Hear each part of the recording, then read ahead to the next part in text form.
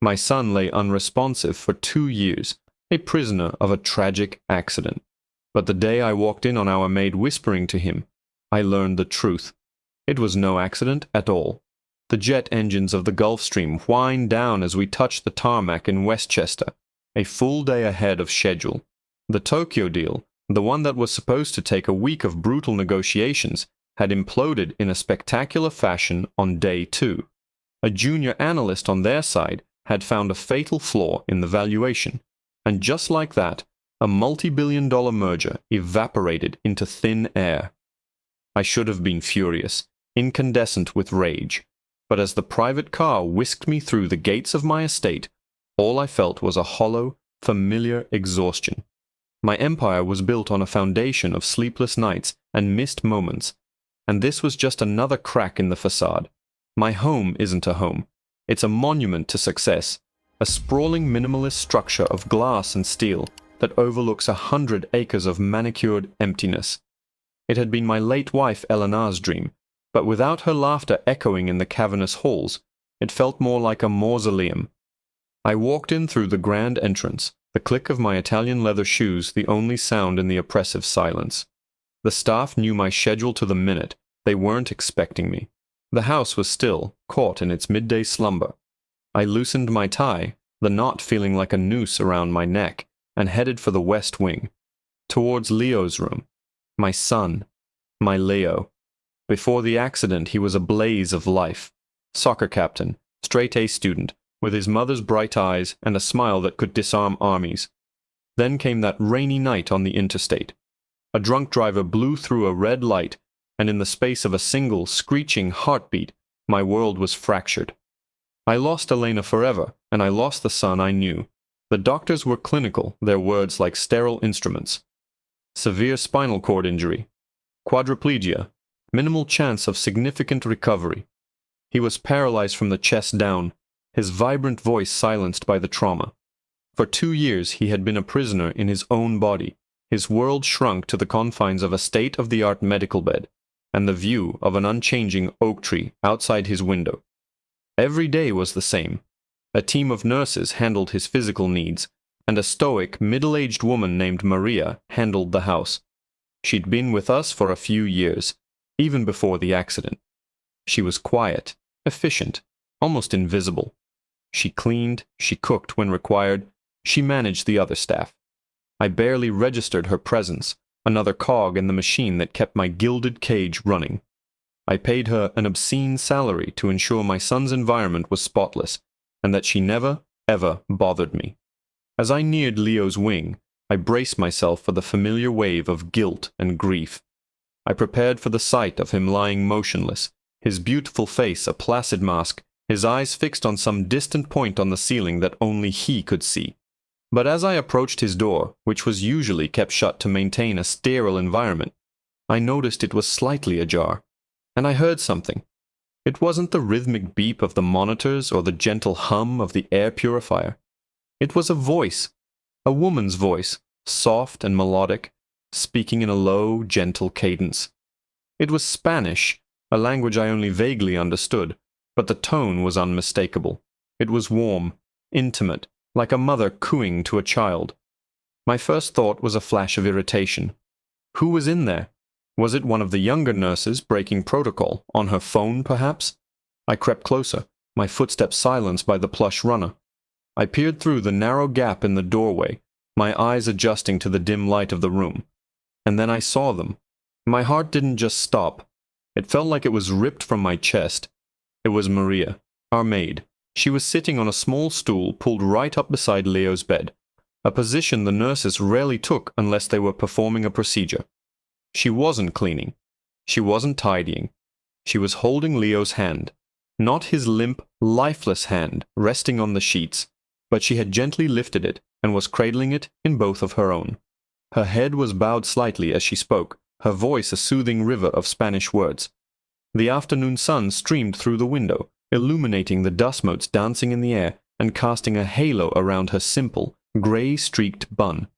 This was strange enough, a breach of the professional distance I expected and paid for. But that wasn't what made the world tilt on its axis. That wasn't what made the air in my lungs turn to ice. It was Leo. His eyes weren't fixed on the ceiling. They were fixed on her, and in them I saw a flicker of something I hadn't seen since before the crash. Focus. Awareness. But even that wasn't it. My gaze dropped to their joined hands. As Maria murmured another soft phrase, I saw it. A tremor. A twitch. Leo's index finger, the one the specialists had assured me would never receive a signal from his brain again, was slowly, deliberately, tracing a small shaky circle on the back of Maria's hand. I remained frozen in the hallway, a statue carved from disbelief. My mind, usually a fortress of logic and calculation, was short-circuiting. It had to be an involuntary muscle spasm, a phantom nerve firing.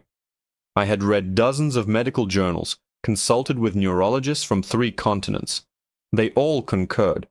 The connection between Leo's brain and his limbs was severed, irreparably. The movement I saw was impossible, a trick of the light, a desperate hallucination born from a father's grief. I blinked, expecting the scene to reset, for Maria to be dusting a table, and for Leo's hand to be lying inert once more. But it happened again. Slower this time, more deliberate. The finger moved, a tiny, determined sweep across the back of her weathered hand. And Maria... She didn't react with surprise. She smiled. A small, knowing smile that reached her eyes. She squeezed his hand gently and whispered, "Poco a poco, mi leoncito." Little by little, my little lion. It was a conversation. They were having a conversation, and his only word was the touch of a single finger. I felt a dizzying rush of vertigo, as if the very foundations of my meticulously constructed world were crumbling into dust. For 2 years I had mourned a son who was, for all intents and purposes, gone. I had visited his room like one visits a grave, speaking at him, not to him. My words empty condolences offered to a memory. But this woman, this maid I barely knew the last name of, she was speaking with him. I backed away from the door, my movements clumsy and loud in the silent hall. I couldn't burst in there. To interrupt this fragile miracle, felt like sacrilege. What would I even say? Accuse her of what? Of giving my son hope, of achieving what my millions of dollars could not. The shame was a physical blow, knocking the air from my lungs. I retreated to my office, the one room in the house that was truly mine, a sanctuary of leather, mahogany, and market data. I sank into my chair, the one that had held me through countless all-night conference calls that sealed billion-dollar deals, and felt utterly powerless. My instincts, honed by decades in the corporate battlefield, took over. I needed information. I needed to understand what was happening under my own roof. I pulled up the security system on my desktop monitor, a network of dozens of cameras covering every inch of the estate. I found the one in the hallway outside Leo's room. The angle was poor, but it was enough. I rewound the footage. An hour ago. 2 hours. There she was, entering his room with a feather duster, closing the door almost fully behind her. I kept rewinding. Yesterday, the day before, the same routine. Every single day, like clockwork, during the nurse's 2-hour lunch shift, Maria would slip into his room. My fingers trembled as I switched to the archives. A week ago, a month, 2 months. The video was grainy, but the story it told was devastatingly clear. At first, she just sat with him, reading from a Spanish novel. Then she started holding his hand. Weeks passed on the screen in minutes. I watched as she massaged his fingers, his palms, talking to him the entire time. Then I saw it, the first flicker of movement from 3 weeks ago. A tiny, almost imperceptible twitch. She had gasped, her hand flying to her mouth. She hadn't told anyone. She hadn't told me. A hot surge of anger mixed with the cold dread in my stomach. Who was this woman to keep this from me? But the anger was quickly extinguished by the evidence before my eyes. I watched the twitch grow into a press, the press into a shaky, faltering stroke. She was rehabilitating him in secret, with nothing more than patience and quiet conversation. She had unlocked a part of my son that the world's best doctors had written off. The question wasn't just how, but why. Why the secrecy? Was she afraid I wouldn't believe her? Or was there something else? Something more she was hiding? The video feed had no audio. That was the missing piece. I needed to know what she was saying to him. My security system was military grade, designed for a man with enemies. It had capabilities I rarely used. With a few clicks, I activated the discreet microphone in the ceiling of Leo's room, scheduling it to record the next day during her visit. The act felt like a vile betrayal of the sacred space she had created, but I had to know. The next 24 hours were the longest of my life. I went through the motions, dismissing the staff early, taking calls I don't remember, staring at stock tickers that meant nothing. Finally, the time came. I sat in my office, the door locked, a pair of studio-quality headphones over my ears. I watched on the monitor as Maria entered the room, and I clicked, "Listen live." Her voice filled my ears, the soft, lyrical Spanish I'd heard through the door. For 15 minutes she spoke of simple things, the color of the sky, a bird she'd seen in the garden. She held his hand. I saw his finger respond on the screen. Then her tone changed. The gentle cadence disappeared, replaced by a low, urgent whisper. She leaned in close to his ear, so close her lips almost brushed his temple, and she switched to perfect, unaccented English. "They're all fools, Leo," she whispered, her voice a raw, intense hiss that sent a chill down my spine. "The doctors, the nurses, your father. They look at you and see a broken boy. But I know you're in there. I know you remember everything." She paused, and I held my breath. "You remember what really happened that night, don't you? You remember it wasn't just an accident." The words hit me like a physical force, knocking the breath from my chest. It wasn't just an accident. The phrase echoed in the cavern of my skull, colliding with 2 years of established facts, police reports, and insurance settlements. The drunk driver, a young man named Kevin Hayes, had been found at the scene, his blood alcohol level 3 times the legal limit. It was an open and shut case of vehicular manslaughter and reckless endangerment. A tragedy, yes, but a simple one, or so I had believed. I leaned closer to the monitor, my knuckles white as I gripped the edge of the desk. My world, which had already been fractured, was now being pulverized. On the screen, Leo's hand was perfectly still. His finger, which had been so responsive just moments before, lay inert against Maria's skin. But his eyes were locked on her face, and for the first time I saw an unmistakable emotion in them. It wasn't awareness. It was fear. "He thinks his money can protect him," Maria continued, her voice dropping even lower, a venomous current running beneath the surface.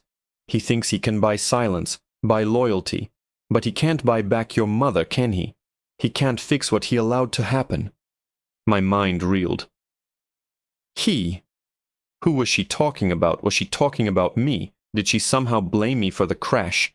The accusation was insane, but the conviction in her voice was terrifying. She stroked his hair, a gesture that now seemed menacing rather than comforting. "That's why we have to be patient, my lion. You have to get stronger.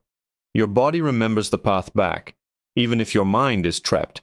You have to get strong enough to tell them, to tell everyone who was really in the car with Kevin Hayes that night."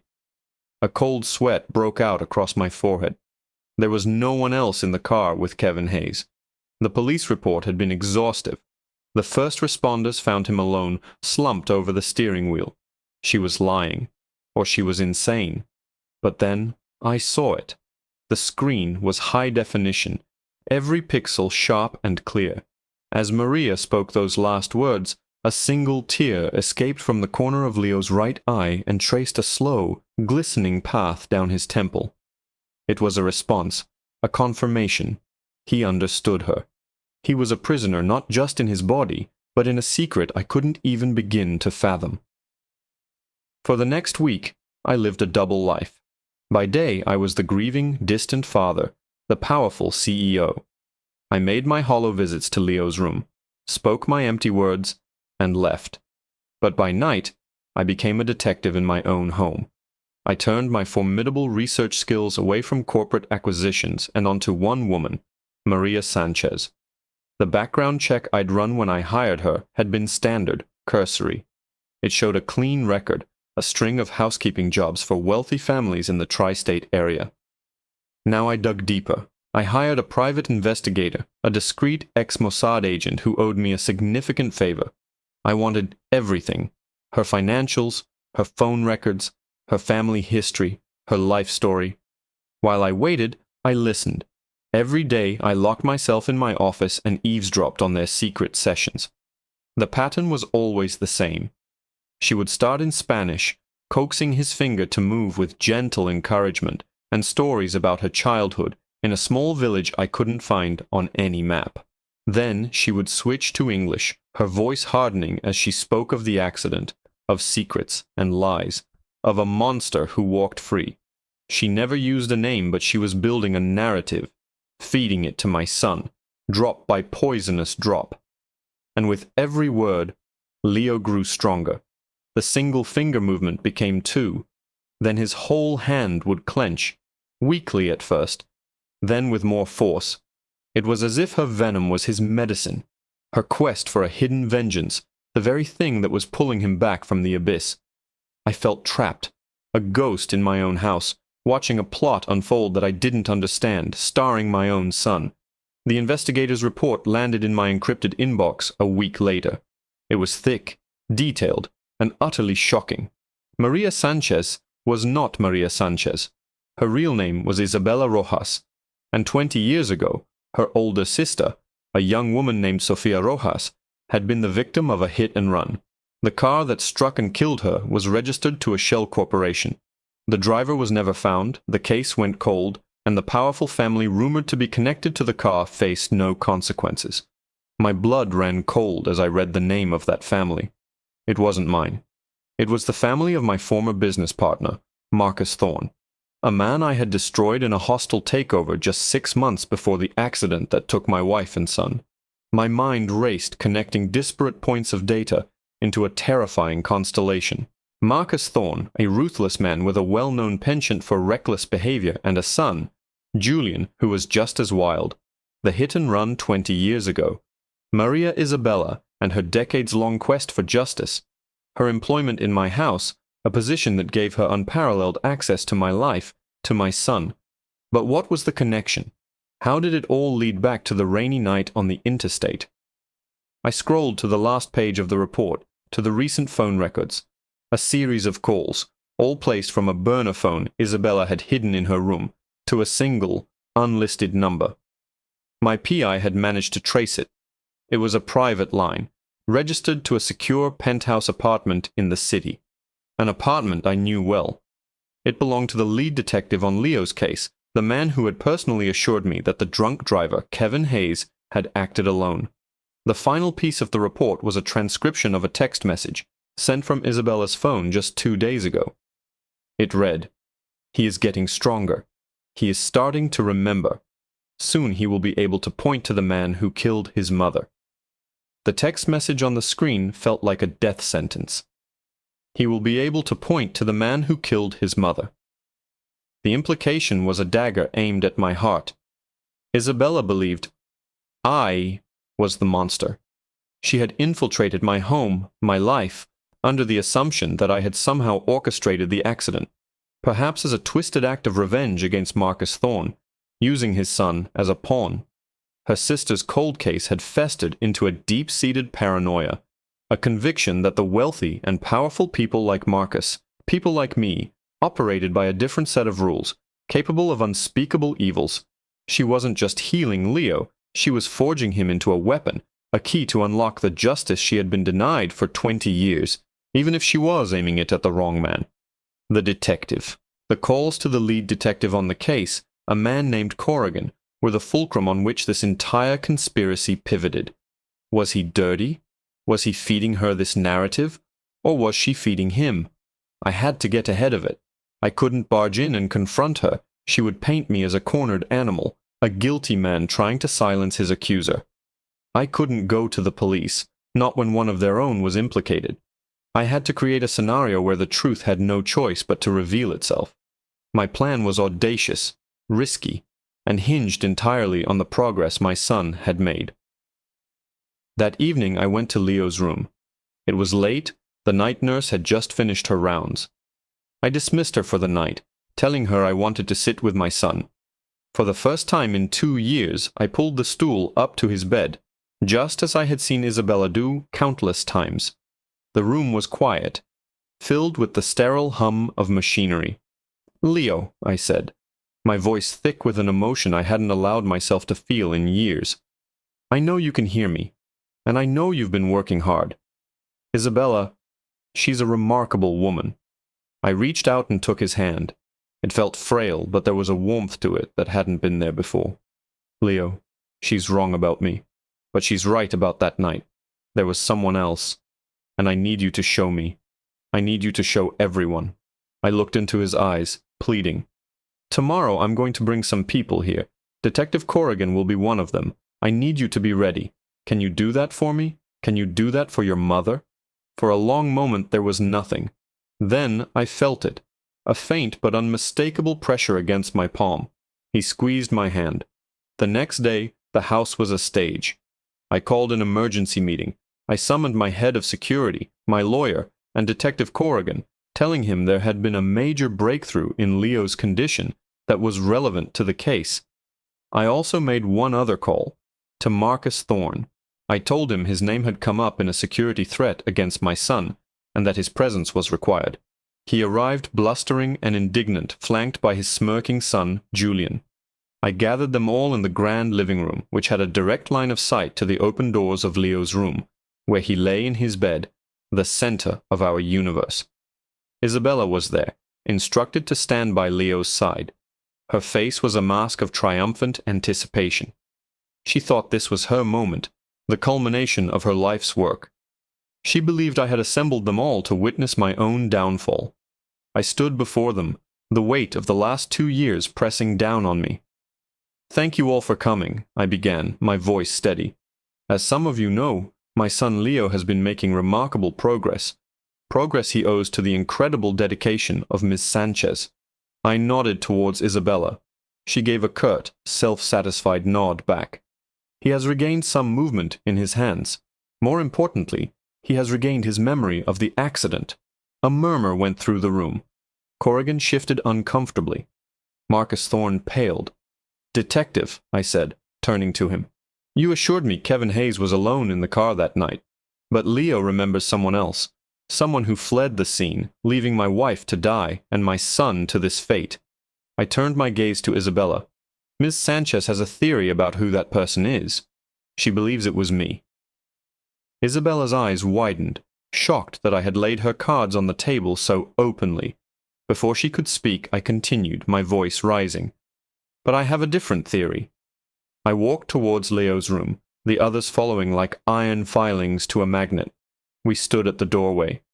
"Leo," I said gently, "the man who ran away, the man who was in the car with Kevin Hayes, the man who let your mother die, is he in this room?" The silence was absolute. Every eye was on my son. Slowly, painstakingly, Leo lifted his right arm. It trembled with the effort, a testament to the thousands of secret sessions with Isabella. But he lifted it. His hand was clenched in a fist, except for his index finger, which he extended. It was the gesture Isabella had taught him, the one he had practiced for weeks. Her moment of vindication had arrived. His arm moved, sweeping across the room in a shaky arc. It passed over me. It passed over the detective. Isabella held her breath, a victorious gleam in her eye. But the finger didn't stop. It kept moving, past her, past my lawyer, past Marcus Thorne, until it stopped, pointing directly, unequivocally, at his son, Julian Thorne. A collective gasp filled the room. Julian's face turned the color of ash. That's impossible. He's a vegetable," he stammered. "He's not a vegetable," I said, my voice like ice. "He's a witness." Marcus lunged for his son, but my security was faster. Detective Corrigan, seeing his conspiracy crumble and desperate to save his own skin, was already pulling out his cuffs. But the most profound reaction came from Isabella. She stared at Julian, then back at Leo's pointing finger, her face a canvas of utter confusion and dawning horror. For 20 years, Her grief had been a compass pointing north, to a generic, faceless evil embodied by men like Marcus, and eventually by me. She had been so consumed by her narrative that she never considered the truth could be more specific, more banal. It wasn't a powerful man who killed her sister or my wife. It was his weak, cowardly son. Later, the story came out. Julian and Kevin Hayes, drunk and high, had been street racing. Julian, whose father had covered up the hit and run that killed Isabella's sister years ago, knew he couldn't be found at the scene of another accident. He had pulled his unconscious friend into the driver's seat and fled into the night, calling the only person he knew he could trust to clean up his mess, Detective Corrigan. Corrigan, already on Marcus Thorne's payroll, had buried the evidence. Isabella was the last to leave. She stood before me, her face stripped of all its righteous certainty. I was wrong," she whispered, the words barely audible. "I saw another wealthy man, and I saw my sister's ghost. I'm sorry." I looked at her, this woman who had tormented me, who had plotted my downfall, but who had also, through her misguided quest, given me back my son. "You were wrong about me," I said, "but you were right about Leo. You saw the lion inside. You gave him a reason to fight. For that I can never repay you." She left my house that day, a woman unburdened by a decades-old vengeance, free to finally mourn. And I went to my son's room, not as a visitor to a mausoleum, but as a father. I sat on the stool, took his hand, his moving, living hand, and for the first time in 2 long years, we began to talk.